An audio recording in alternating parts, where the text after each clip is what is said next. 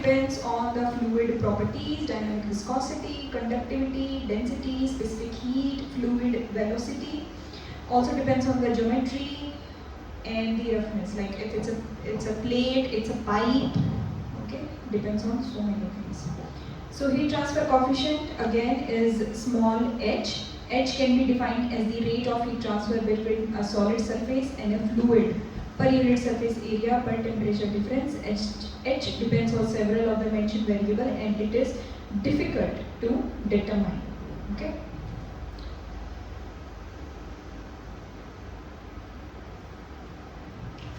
Alright, so now we have a lot of new terms.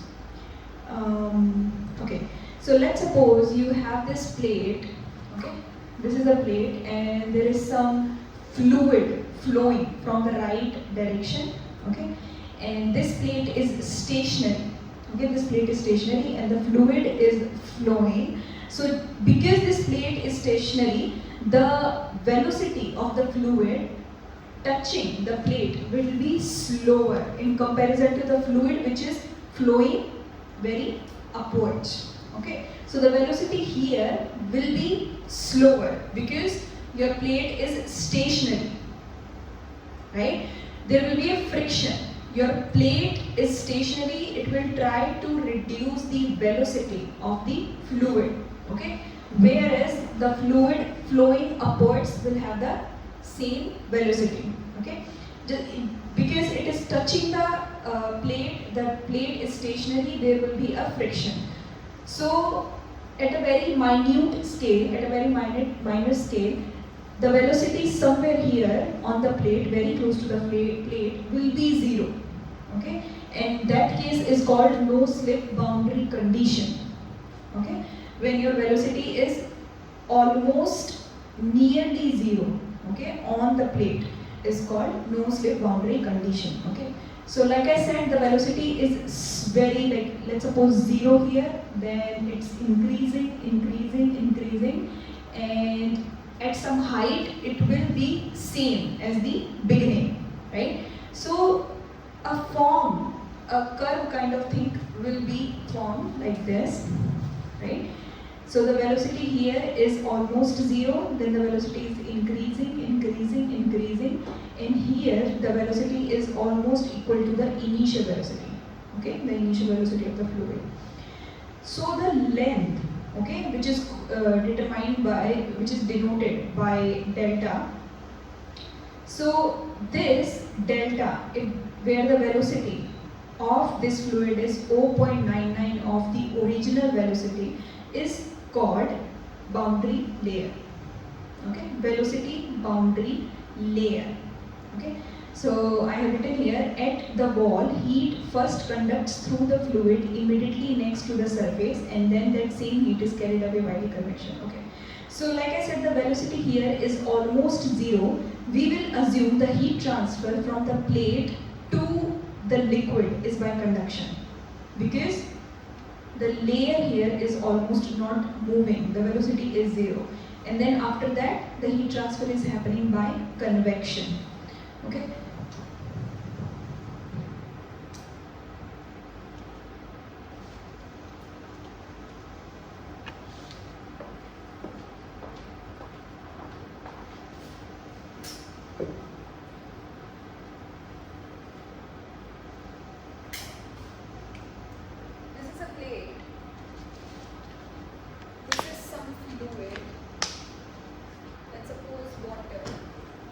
Velocity is v, okay. This is a plate, it is stationary, okay. The fluid is flowing, there will be some friction here, okay, at the surface of the plate, some friction, and because of it,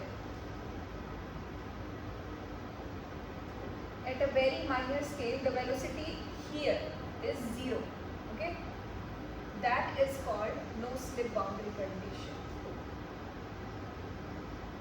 No slip. Where v is zero. Here, okay. is layer 1, then here the velocity increases,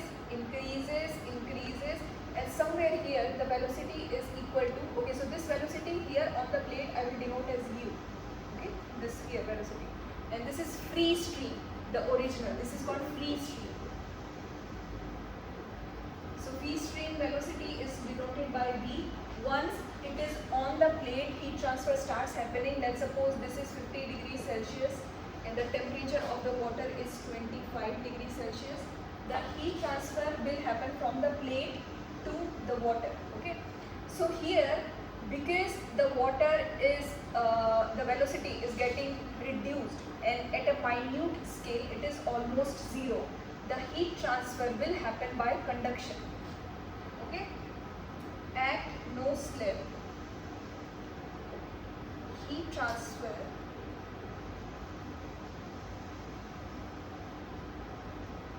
will happen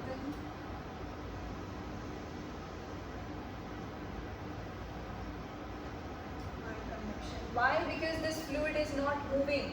It's almost zero. The velocity is almost zero. After that, it is moving. Okay. So here, the heat transfer now is happening by convection. Okay.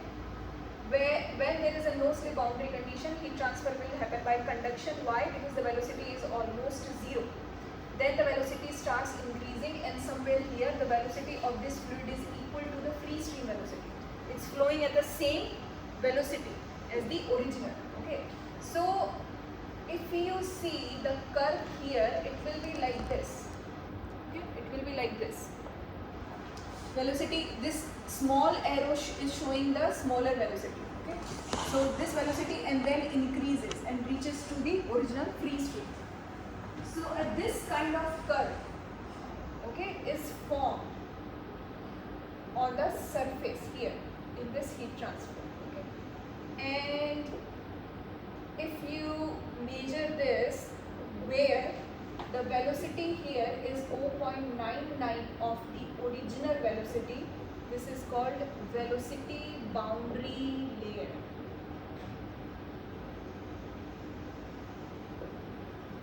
What is velocity boundary layer?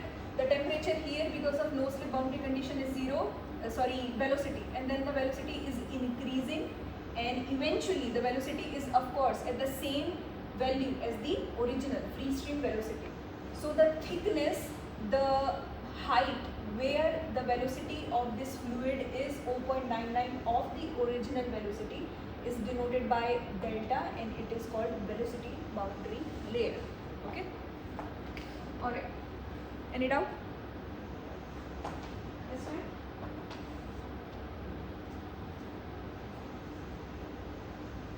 So this is your velocity boundary layer.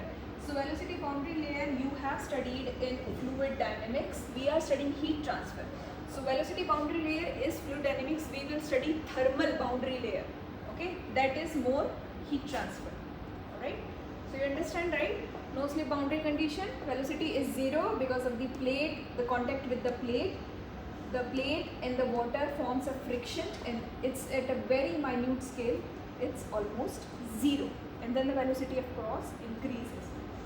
Okay, so the heat transfer here at this point can be written as, so like I said, the heat transfer is happening by conduction.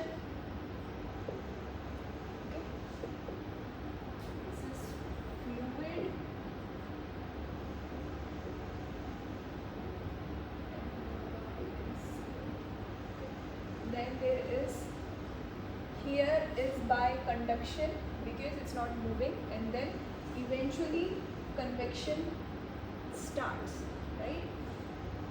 So this is your surface temperature. So the heat transfer is happening from surface to the T infinity is the free stream temperature. Okay. So at this point I can say this is equal to this.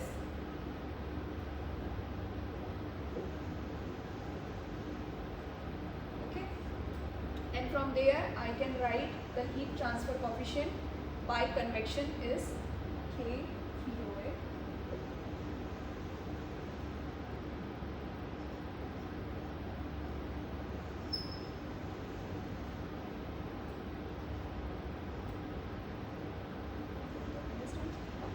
am keeping them both equal to each other. This is equal to each other because heat transfer here is both by conduction and convection, right?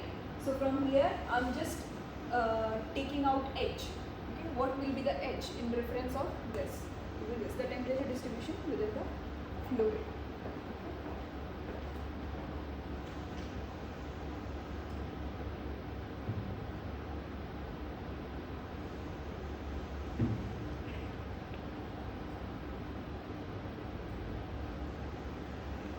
That was velocity boundary layer. Velocity boundary layer you have studied in fluid dynamics. Okay, this one is your delta velocity boundary layer. You have already studied this. We are studying heat transfer. Heat transfer is thermal boundary layer. Okay, so we will just put small t here. Okay, and the thermal boundary layer is the layer where when the temperature is equal to surface temperature plus 0.99 of the free stream temperature minus the surface temperature. This will be your thermal boundary layer. Okay, so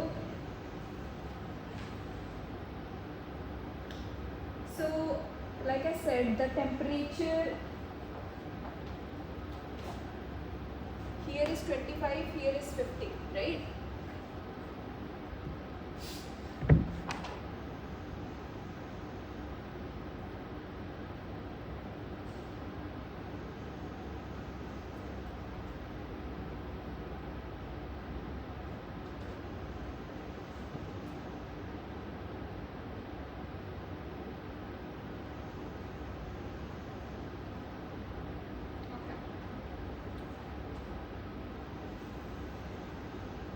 So your thermal boundary layer will also make a curve like this, and this is denoted by now delta T. Okay, this will be equal to Ts, your surface temperature, plus 0.99. Okay, when the temperature is 0.99 of the free stream minus the surface temperature. So just like the velocity boundary layer which you studied in fluid dynamics, thermal boundary layer is also there. Okay, when the temperature changes on the plate, okay, as a result of the flowing fluid. Now we have some really important definitions like Nusselt number. We will start with Nusselt number first. So Nusselt number is the dimensionless convection heat transfer coefficient.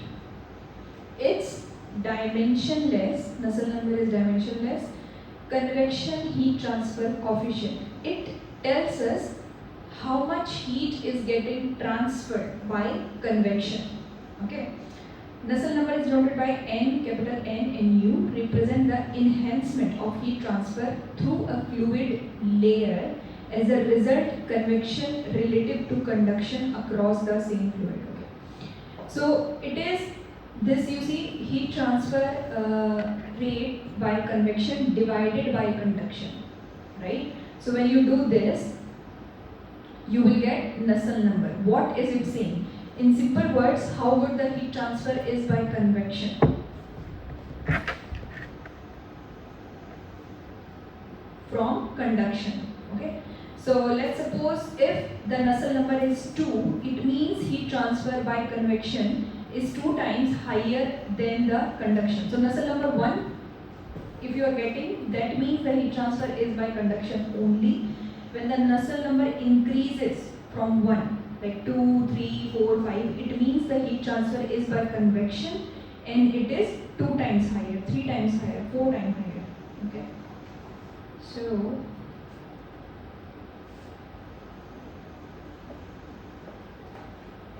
And this L is actually your characteristic length.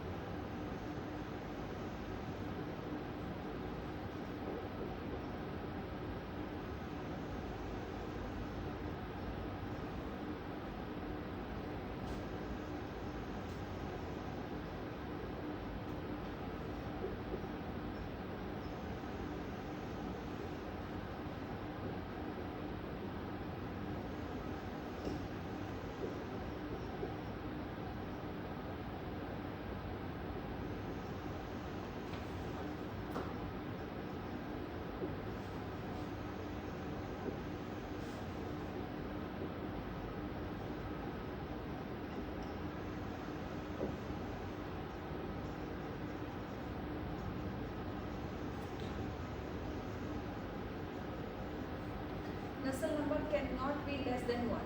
If it's less than 1, it's error. So if your Nusselt number is 1, it means if it's 1, it means the heat transfer is by conduction. When it starts increasing from 1, it is going to tell you how much the heat transfer is by convection in comparison to conduction. When it starts increasing from 1, okay, let's suppose from 1 it becomes 2. It means the heat transfer is 2 times higher in convection in comparison to conduction. If you are getting Nusselt number less than 1, it means it's an error. It cannot be less than 1. Okay. So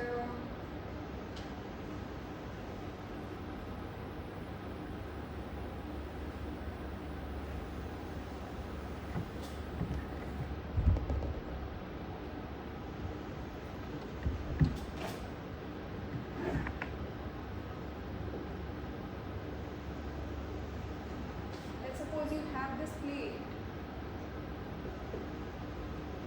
Okay. This is air.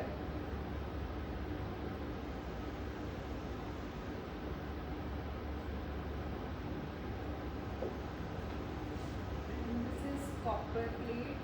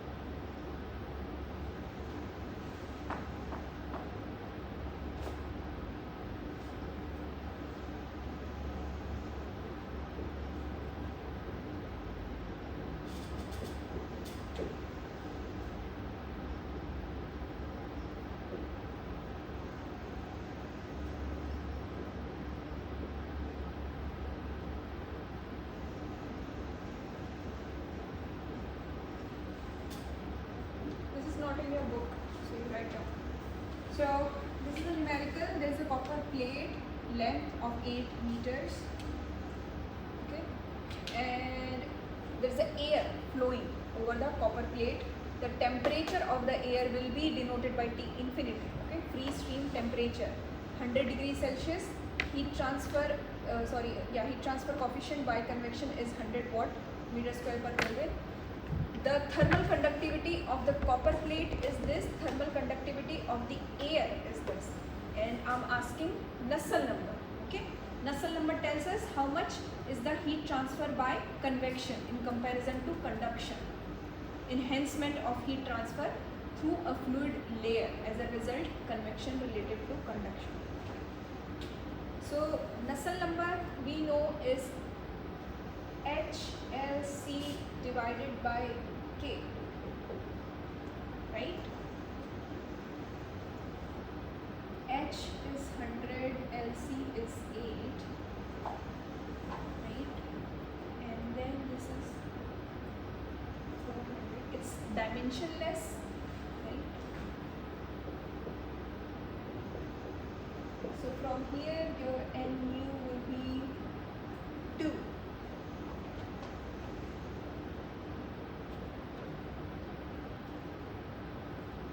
So this is the mistake that you will probably make. Nusselt number is when you're using, when you're calculating heat transfer and you're dealing with Nusselt number, this is, here I wrote of plate, right? This is wrong. You will use the thermal conductivity of the air. So the right will be air. 108, air is 0.03. So your Nusselt number will be 2700. it's dimensionless. This means the heat transfer is this much high, 27,000 higher than conduction. Okay. If it's 1, then it's conduction. It's 27,000. So it's convection.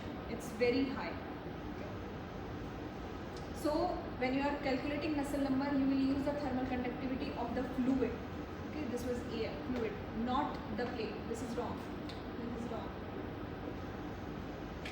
Okay, this is the common mistake that you can make, because thermal conductivity will be provided of the plate and the fluid.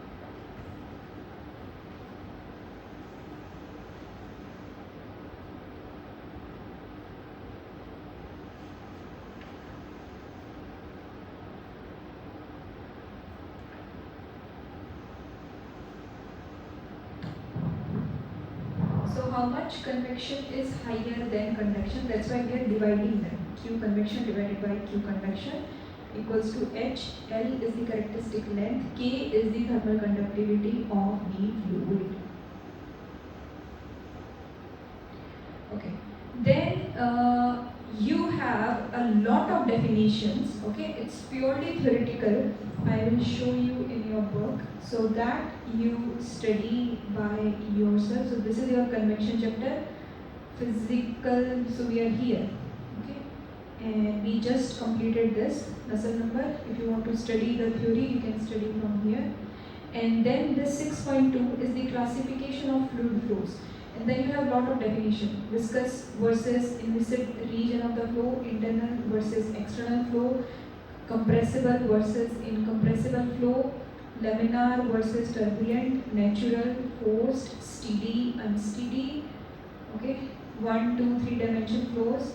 So this up until here you cover these definitions. Okay, you read these definitions by yourself. And this we just studied velocity boundary layer, and we'll start with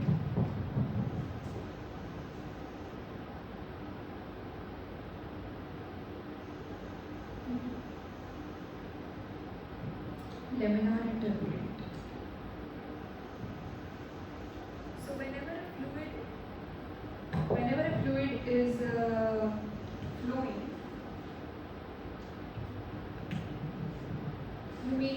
the fluid mainly forms 3 types of motion. When the fluid is moving in a very orderly manner, okay, it's moving in very ordered manner, it is called a laminar flow. When it start making unordered motion, okay, that is called turbulent flow. And of course the fluid, the flow conversion from laminar to turbulent does not happen at one point. There is always some transition. So that transition region is called, when the laminar flow starts becoming turbulent flow, that transition region is called transitional flow regime. Okay? And in heat transfer, in fluid dynamics, we stay away from transitional flow region because it is very difficult to study. So we cover mainly laminar and turbulent, and it in between region, which is transitional, we do not usually study. So the highly ordered fluid motion characterized by a smooth streamline is called laminar. The highly disordered fluid motion that typically occur at high velocity characterized by velocity fluctuation is called a turbulent flow. Okay. So we studied velocity boundary layer. This slide is again just repeating. The region of the flow above the plate bounded by delta is called the velocity boundary layer. Delta is where the velocity is 0.99 of the streamline velocity, okay, which is denoted by capital V, and the velocity here on the plate is denoted by U. Okay. The hypothetical line of U divides the flow over a plate into 2 regions. Okay. So this is a very ordered laminar flow. Boundary layer, velocity boundary layer will be there, thermal boundary layer will be there, and when there is a velocity boundary layer, this arrangement is divided into 2 regions. First is boundary layer region, and then is irrotational, okay, which starts above the boundary layer region. Okay. It's mainly just flowing. Okay. So now I said that when the fluid is flowing on the surface of a plate, there is some stress, right? That stress is called shear stress. Okay. So and it's denoted by tau S, shear stress on the plate when the fluid is flowing over the plate. So consider the flow of a fluid over the surface of a plate. Okay. The fluid layer in contact with the surface tries to drag the plate along via friction. Okay. So at the friction, the velocity is almost zero, right? No slip boundary condition, and the fluid, the velocity of the fluid, what it tries to do, like I said, there will be a friction. The fluid tries to drag the plate with it. Okay. That friction force per unit area is called shear stress. Okay. The friction between the flowing fluid and the stationary plate, okay, is called friction force, and the friction force per unit area is called shear stress, is denoted by tau. Okay. Experimental studies indicate that the shear stress for most fluid is proportional to the velocity gradient. So the shear stress will be higher if the velocity is higher on that plate. Okay. The fluid that obey the linear relationships above are called Newtonian fluid. Newtonian fluid is when, let's say, you are applying the force, okay, on a fluid, and the okay.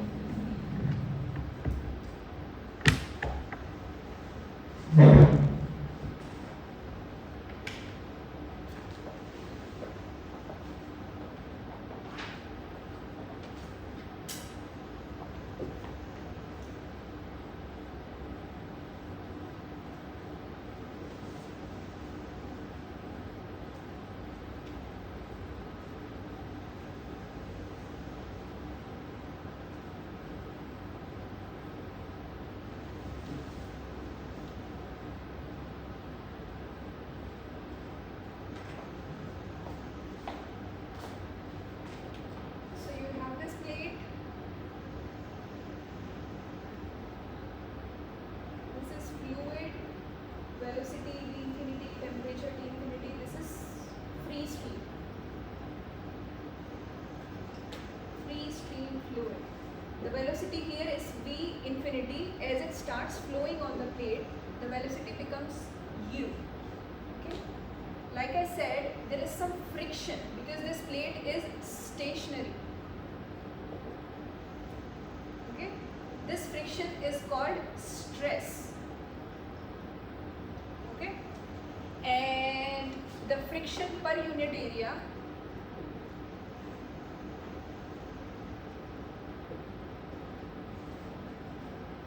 is called shear stress,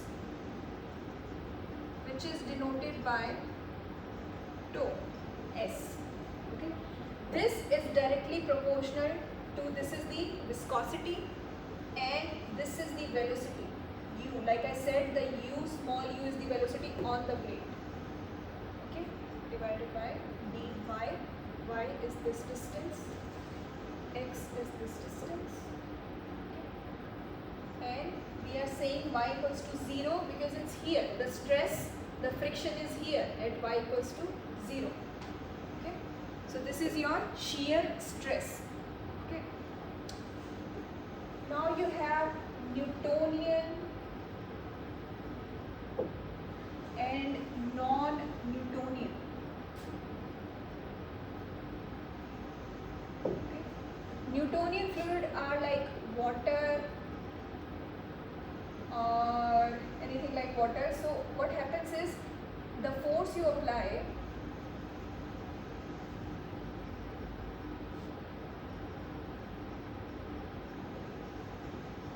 you get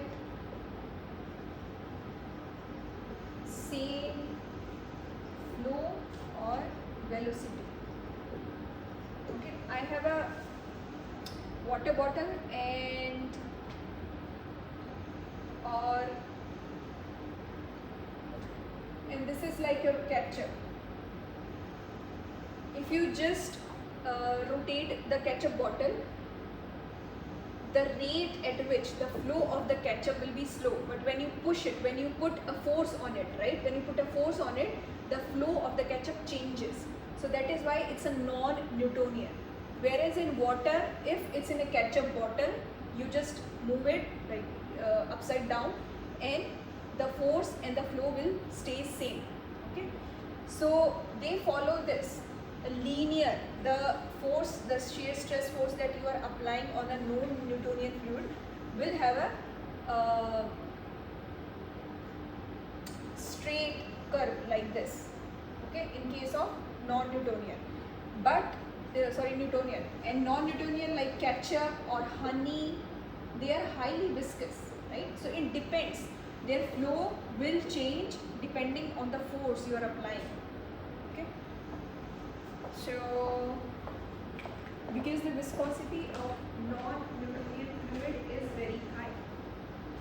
The fluids that obey the linear relationship, okay, that is called linear relationship, above are called Newtonian fluid. Linear relationship means the stress you are applying, okay, like you are applying the stress, you are forcing the ketchup bottle, okay, the flow at which, u is the velocity, the flow at which, the velocity at which the ketchup comes out of the bottle depends on the force that you apply. If you are not applying the force on the ketchup bottle, it will not come out, right? So that is a non-Newtonian. The relationship is not linear, okay?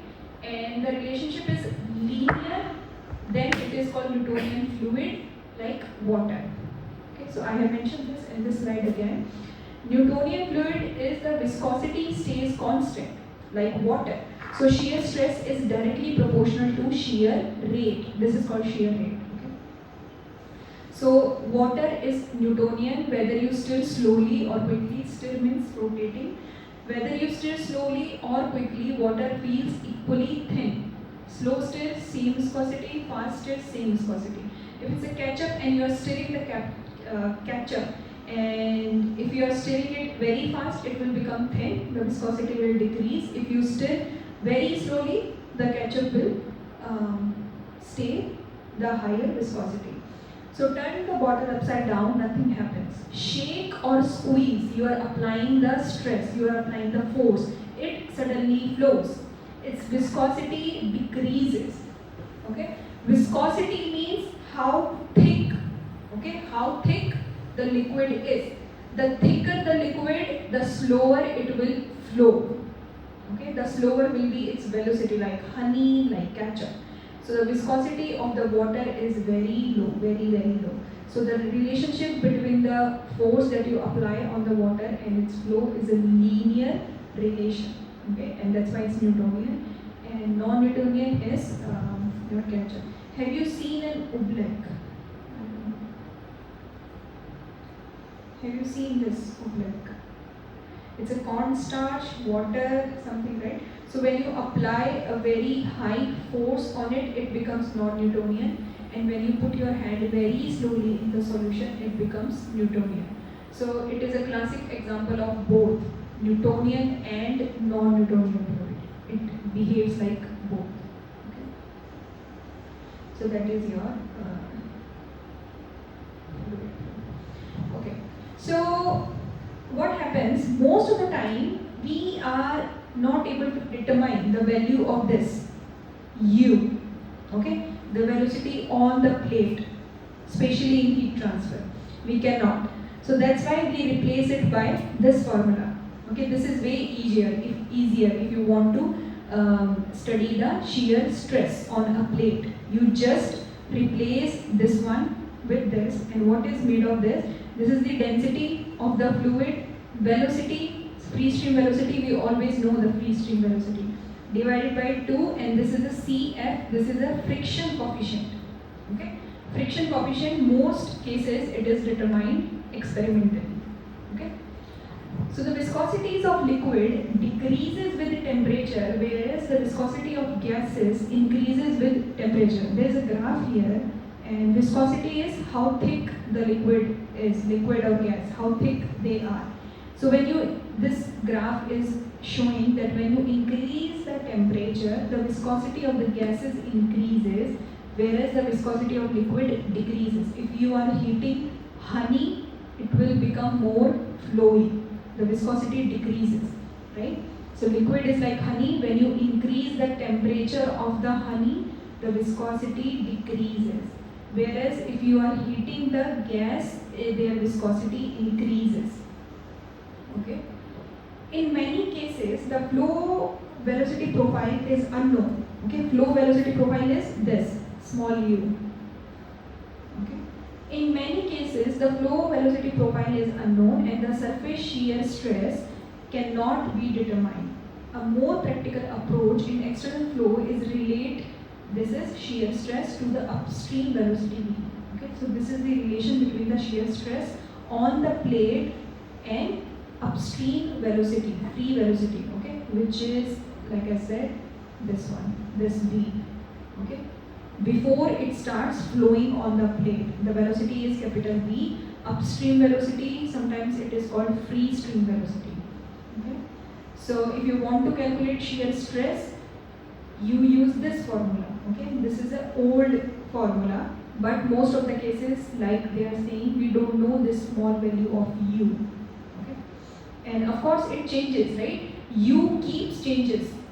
It's very slow, almost zero at the no slip boundary condition, and then the value of u increases, right? So calculating tau s, which is shear stress, by using this formula is very difficult. So that's why we replaced it by this, which has the free stream velocity. We know this before it starts flowing on the plate. Okay, and then there is this another version of the friction force Ff, which is this. Okay. All right.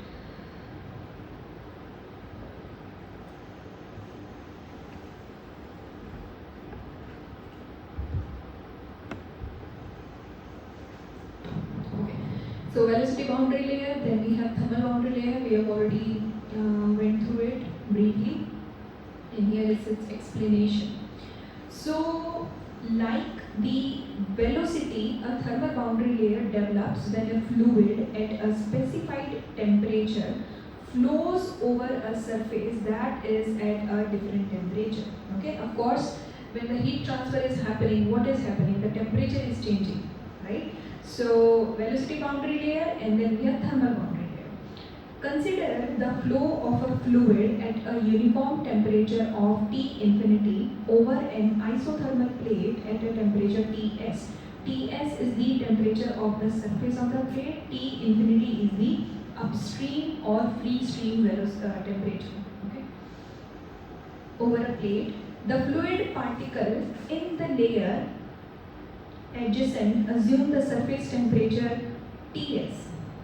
Okay, a temperature profile develops that ranges from Ts at the surface to T infinity sufficiently far from the surface. The thermal boundary layer, the flow region over the surface in which the temperature variation in the direction normal to the surface. Okay, I will explain what that means.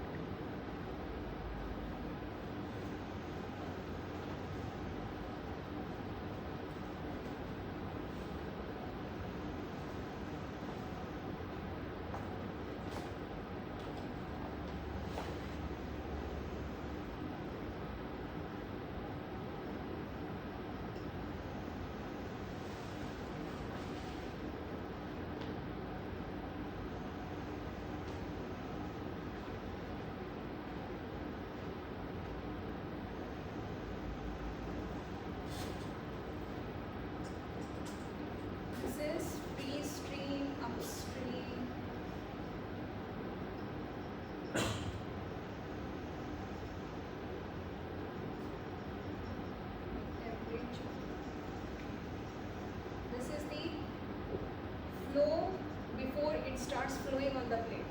Once it's on the plate, around here the velocity becomes 0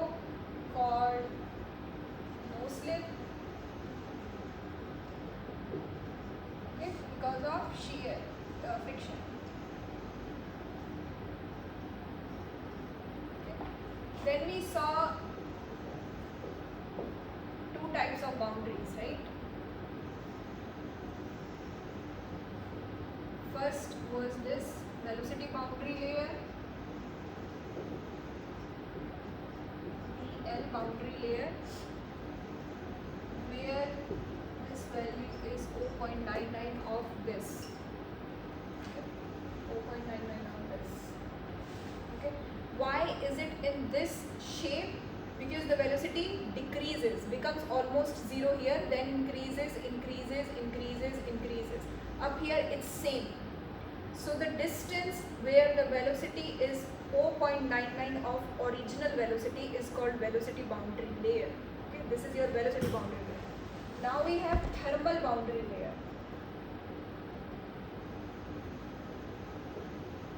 Okay, this is thermal boundary layer. So the temperature difference here, whatever the temperature is, this is higher, this is lower, or this is higher, this is lower, the temperature difference here will be smaller because they are touching each other, right? The temperature difference here will be smaller.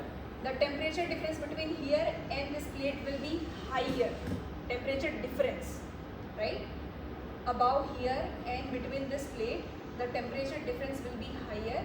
Here it will be smaller. So that's why the shape of the both velocity boundary layer and temperature boundary layer looks same.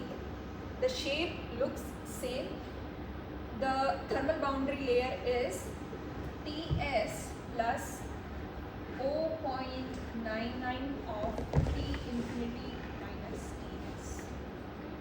This is your, that's why they both have the same curve, same shape.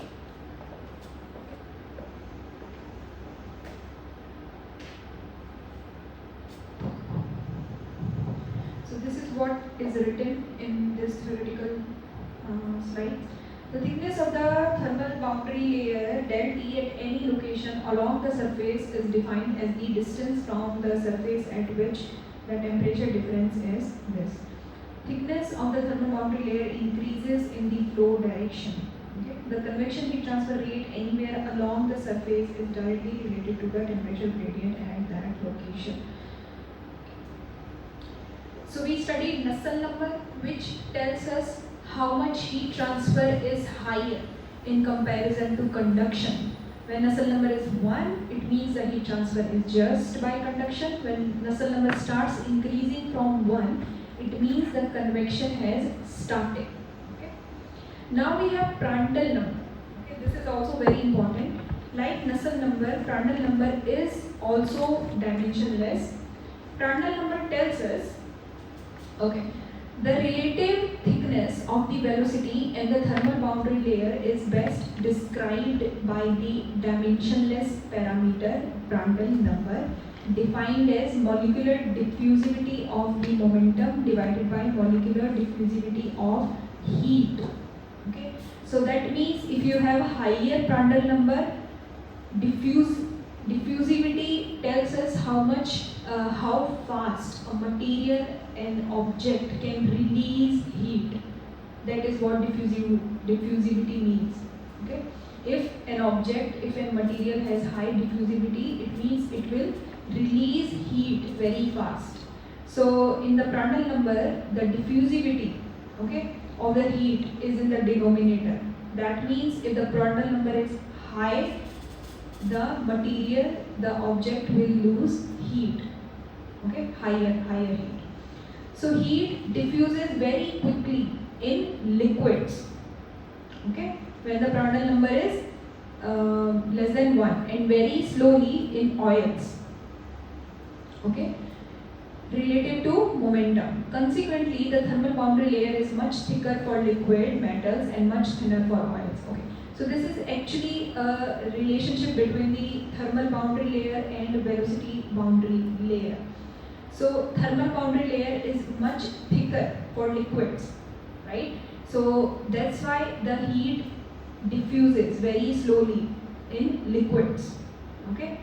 And much thinner for oils related to the velocity boundary layer. So they have a lot of theoretical things which I will Okay, so you just remember this Prandtl number, okay? Then again, okay, we are going to study the laminar and turbulent and the transition flow. Okay, this is a very good example. If you have a candle and the smoke is coming out of the candle, then you can see the laminar and then it becomes turbulent, the smoke. Okay. Another example, another very good example is this laminar, transition and turbulent. Okay, so we stay away from transition region. Okay, this is a plate, this is a flowing liquid at capital V. So, and these are the boundary layers, thermal layers, right? Boundary layer thickness. So, the transition from here to here does not happen suddenly, right?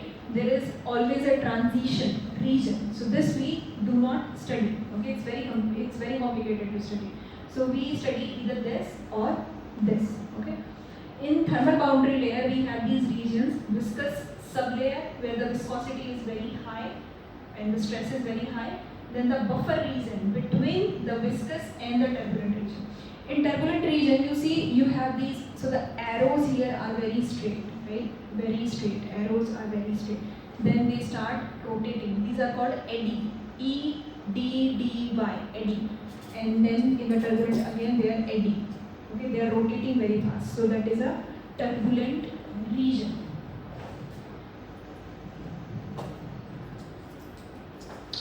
The velocity profile in turbulent flow is much fuller than in laminar flow with a sharp drop near the surface. The turbulent boundary layer can be considered to consist of 4 regions: okay, viscous, buffer, overlap and turbulent. Overlap is between here. When the buffer starts becoming turbulent, there is an overlap region. Okay. Alright. Then you have a really important, so we studied Nusselt number, Prandtl number, now we have Reynolds number. Reynolds number is also very important. Also again, it's a dimensionless number. So Reynolds number tells us the flow of the liquid. Okay, Reynolds number tells us, by looking at the Reynolds number, you can tell if the liquid is laminar or if the flow of that liquid is in the laminar state or in the turbulent state. So the transition from laminar to turbulent flow depends on the surface geometry, surface roughness, free stream velocity, surface temperature and type of fluid.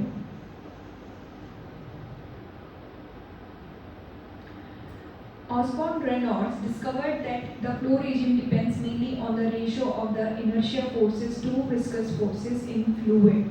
This ratio is called Reynolds number. Okay, so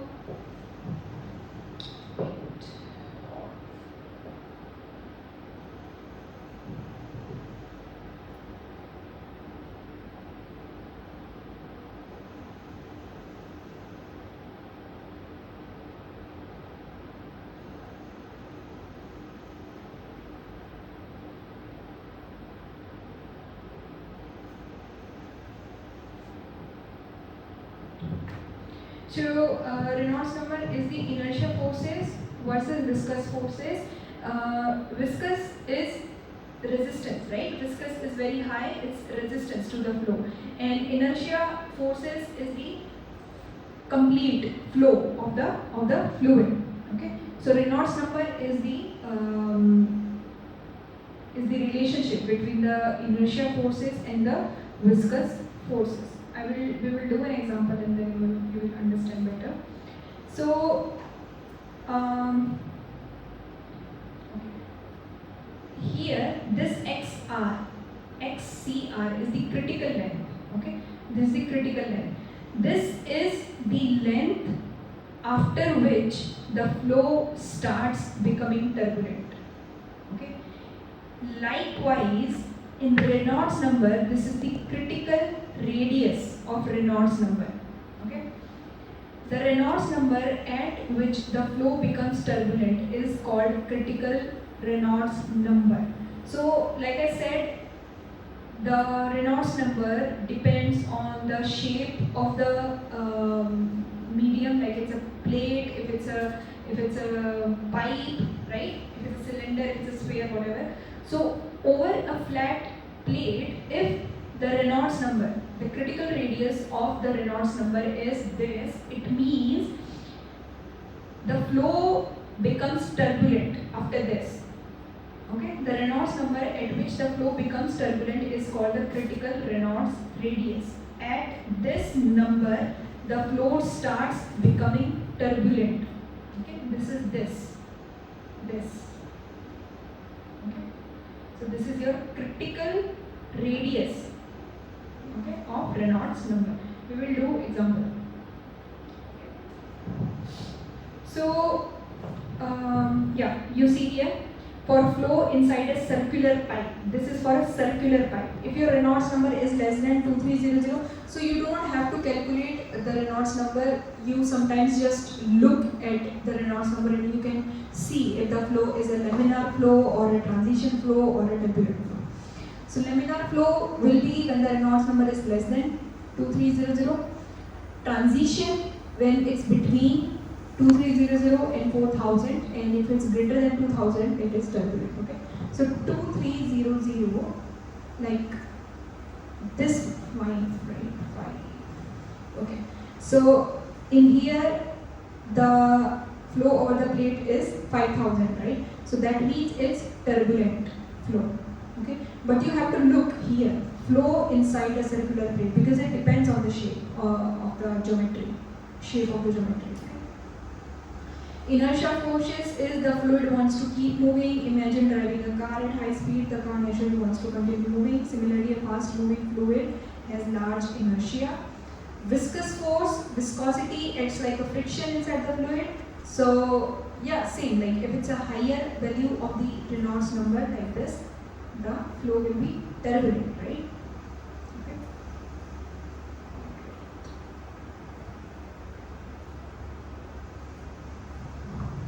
Heat and momentum transfer in turbulent flow. So when you are transferring heat, right, and the liquid is moving, right, there is some mass transfer as well alongside with the heat.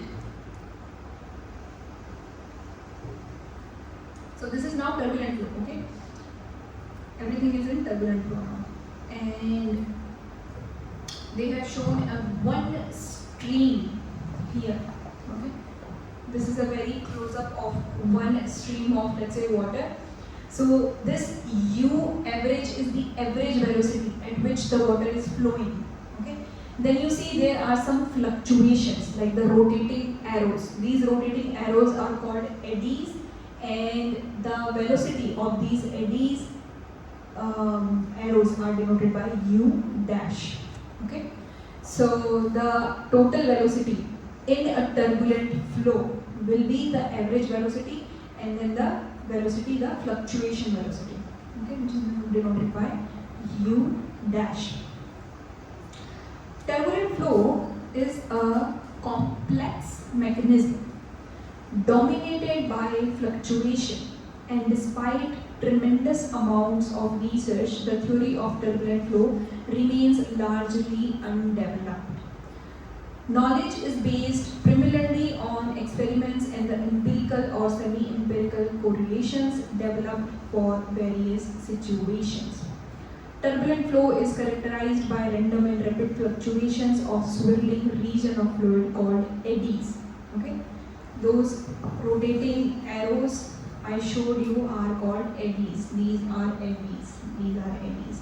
And the U dash is the velocity of these eddies. Okay. Alright. The velocity can be expressed as the sum of an average value U and a fluctuating component U dash. This is the fluctuating component. Okay. And then will be your velocity. Okay, resultant velocity. Average velocity plus velocity of the fluctuating component. Okay.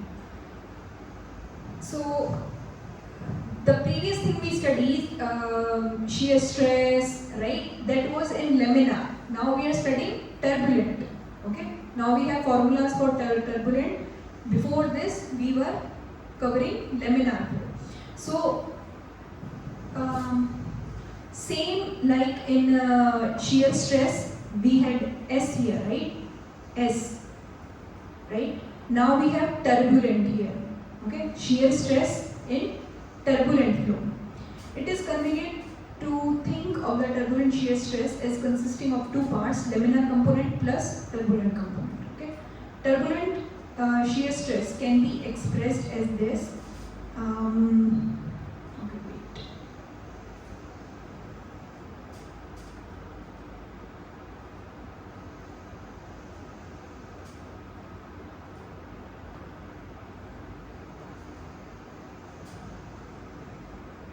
Okay, so here you say it's mu t and partial differential of u and partial differential of y, right? You remember this was in the laminar here.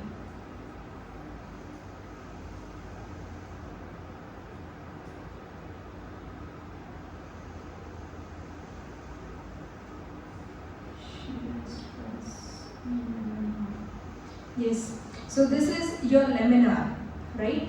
They have just, so that is why, like if you have studied fluid dynamics, this convection heat transfer, when we are studying the thermal things like thermal boundary layer or the thermal shear stress becomes very easy because it's almost same. It's very same. So here you have tau S shear stress, mu partial differential of u, partial differential of y, right? This is your laminar. In turbulent, it is mu t, viscosity of turbulent flow, okay? And this same, okay? And so if you want to calculate the heat transfer, okay, this is your heat transfer rate, right? Heat transfer rate is m, mass, c, v, and then difference in the t, right? This you can denote as minus k, okay? So this is same, okay? Just we are including the t here, alright? Okay. So this again your shear stress in the turbulent, okay? You have mu plus mu t here because like I said, you have this term, right? This term here. You have one average velocity and then you have fluctuating. Similarly, when you are studying the turbulent flow, you have viscosity, average viscosity plus viscosity of the fluctuating component. Okay, this is this. Okay, and this can be written as this. You see here, kinematic viscosity. This is your dynamic viscosity. So this dynamic viscosity can be written as this. Okay, density and kinematic viscosity. So this is written in this form. That's why. Okay. Similarly, this is your heat transfer in turbulent flow. K is the thermal conductivity of the normal like laminar flow. KT is the turbulent. Okay. So all of these equations and their theory is actually given in your book. I'm just going to explain the meaning, right? So heat transfer here in the turbulent flow will be this. In the core region of the turbulent boundary layer, eddy motions and eddy diffusivities are much larger than their molecular counterparts. Close to the wall, eddy motion loses its intensity. Like I said, close to the wall, the velocity is very slow, right? Due to the friction.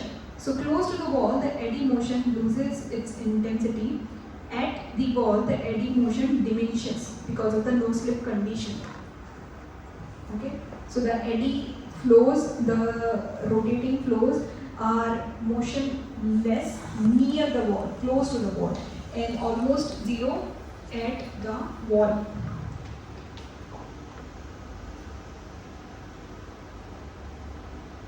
Alright, so again now you have a lot of derivation which is not difficult actually.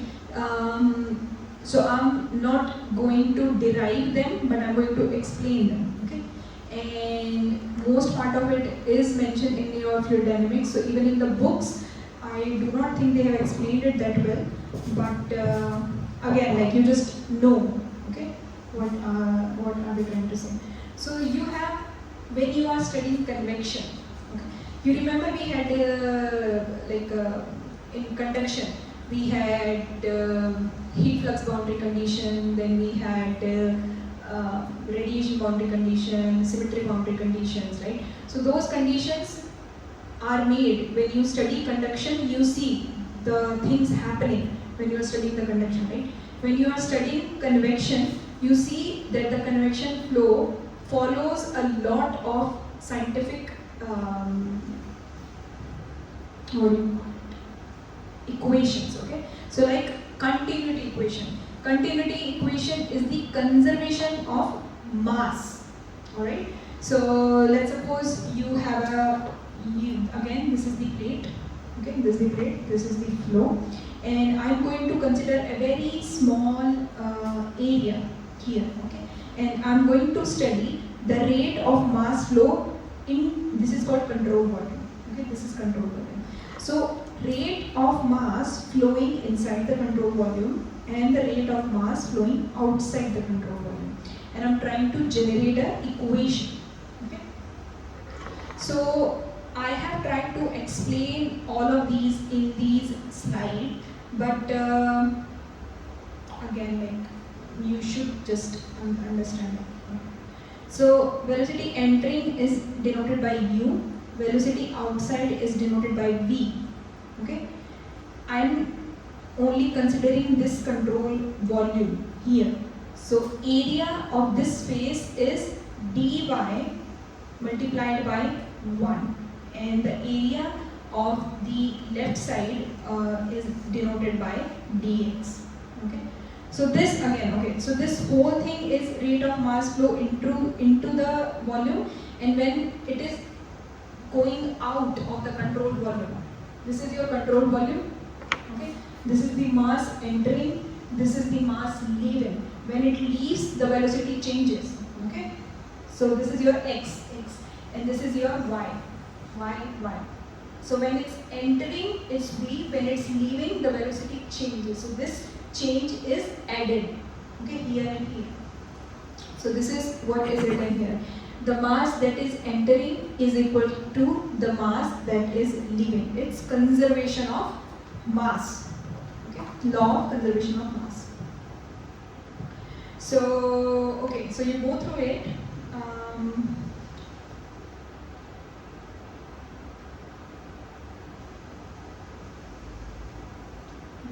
So once you have this equation, mass flow inside and rate of mass outside, when you open it, you see a lot of things are cancelled, okay? Like this del u will be cancelled by this del u, right? So a lot of things will be cancelled, and you will only have this equation, conservation of mass.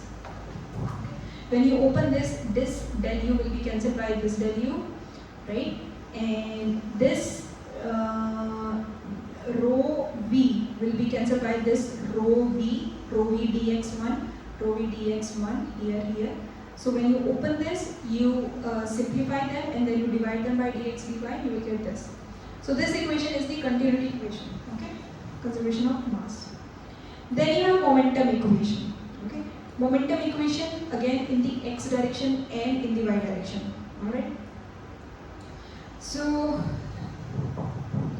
mass multiplied by acceleration in a specified direction, okay, equals to net force acting in that direction. So this is your force, like electromagnetic force or the gravitational force, whatever. This F is the universal force, okay?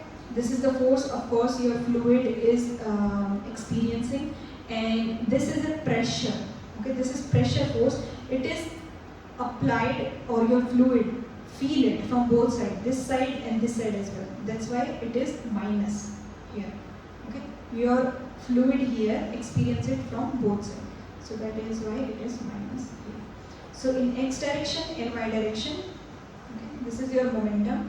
And lastly, your conservation of energy equation looks a lot like momentum equation, okay, like this. Alright.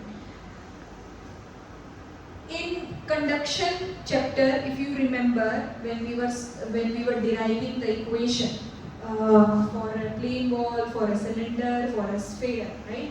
Same, we have equation like continuity, momentum, and energy equation. Okay, in convection.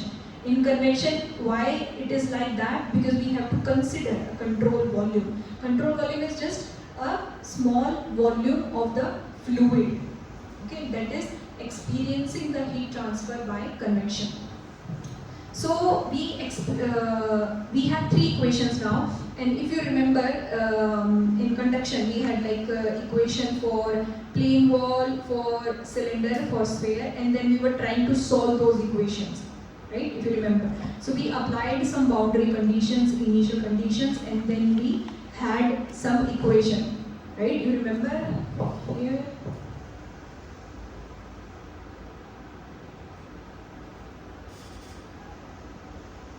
Like we had these type of equation, and then we were applying in chapter 2, right? So we had these equation, variable conductivity, constant conductivity, these type of three equations, right? After solving them. Similarly, we will solve these equations for these boundary conditions. Again, I'm not going to ask you to derive anything in your exam. So when you apply these, again in our last chapter we saw that when you have a lot of variables, you try to non-dimensionalize the variables, right? So this scientist, Balsius, he tried to solve these equations using some analytical method, and he tried to reduce the number of variables. So he introduced some quantities like eta, okay, to reduce the number of variables. We have done this, okay. So we have eta, like the non-dimensionalized time, non-dimensionalized temperature, right? Similarly, we have dimensionless similarity variable, okay. Anyways, so the last thing is your momentum equation became this, okay. After the Balsius solved it for those boundary condition, your energy equation became this, okay. Almost over. So these are important things actually, not the previous one. These are important things. So when you solve it, when you solve the momentum equation, when Balsius solved the momentum equation, he got some relations. Okay, these are important. Okay, before this, the derivation was not important. So when you solve the momentum equation, when Balsius solved it, you get this del, velocity boundary layer, which is equal to 5.0x divided by Rex. Before this, we did not have any equation for calculating the velocity boundary layer. We know what is the velocity boundary layer, but we could not calculate it, right? But Balsius formed this relationship. From this slide, okay, I will tell you. From this slide, okay, this is full derivation, so you don't have to pay much attention, okay? From this slide to this slide, you can just read, okay, very briefly. After this, after Balsius solved it, from this slide, you have to pay attention, okay. What is the relationship between a velocity boundary layer and Reynolds number? This. Shear stress on the wall, this, okay, it is related to Reynolds number. Local skin friction coefficient has this relationship with the Reynolds number, okay. So, okay.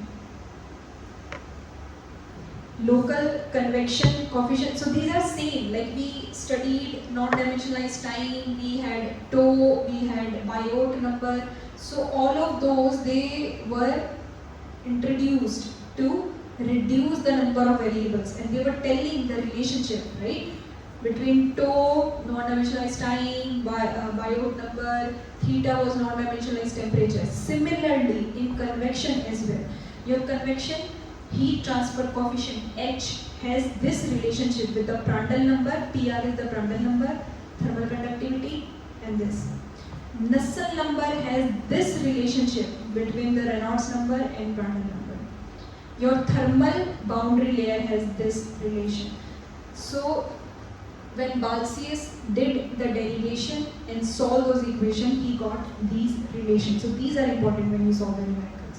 Okay?